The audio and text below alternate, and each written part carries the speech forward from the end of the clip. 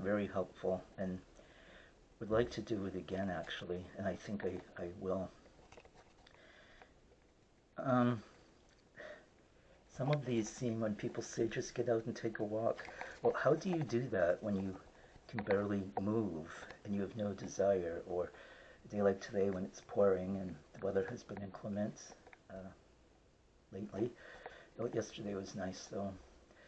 But when you can't summon that spirit in you to get up and walk, it's one thing to say it, another to do it. And I think when you do eat, I know it does make a big difference what you eat. So I no longer keep things like potato chips or like sugary cookies, things like that. I no longer even keep them in the house because I know that that would be my go-to, and if they're not here, I won't do it. And since I've been cutting down on refined white sugar anyway, I know potato chips aren't sweet, but your taste buds pick up and you taste other things more, and you can taste the natural sweetness in things too. But it also did help my spirit, so I think that that's another thing, just trying to eat a good diet, right? And always lots of water, of course. But I highly recommend this book here. It's not written by a First Nations person or with the First Nations perspective, but it is written with a severe trauma treatment in mind. So I would also counsel, I know people are so anxious to send people into programs and things like that, but I would say it needs to be culturally based. Sending a First Nations person, or Inuit person, or Métis person, to a, I don't know what other word to say, institution, because that's what they are, right? You're kept there, you have to sleep there and stay there and take part in everything that they do.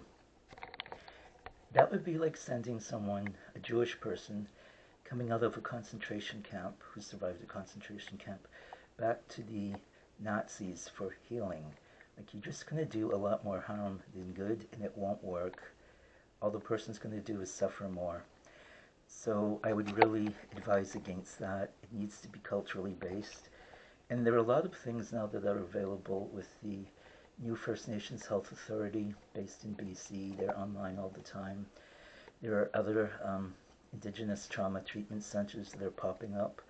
And they can do things like an intensive 5-week online class. So everything is virtual. You have to have a computer and the internet and Zoom, of course. But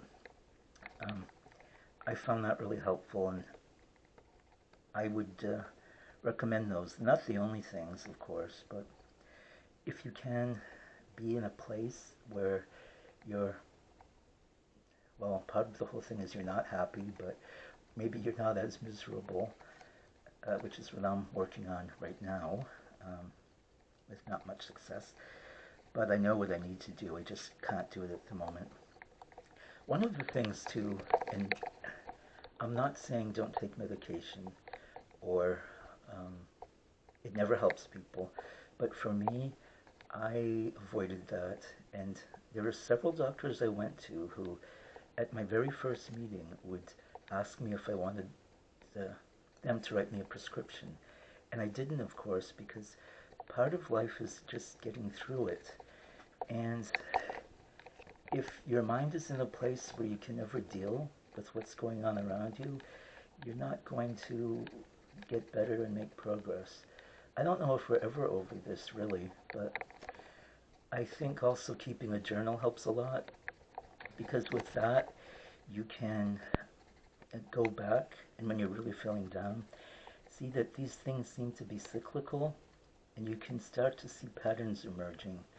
But then you also begin to see, oh yeah, I'll be happy again. There'll be a time, it could be a few weeks, it could be a few months, when this will start to abate, and then suddenly you'll feel better and normal, and there'll be a spring in your step and in your voice. So that's what keeping a journal does. I think it helps you realize that this isn't going to last forever. It will end itself, and well, probably comes back again too. But maybe that's just part of what life is. I don't know. Anyway, since someone did ask me to talk a little bit about Indigenous trauma and trauma treatment, I thought I'd share my experience, and I hope it helps somebody. I'm not a doctor, of course, well, a medical doctor that is, but I do know about our culture and language and our customs and ceremonies and what works and what doesn't work. So again, I hope you found this helpful.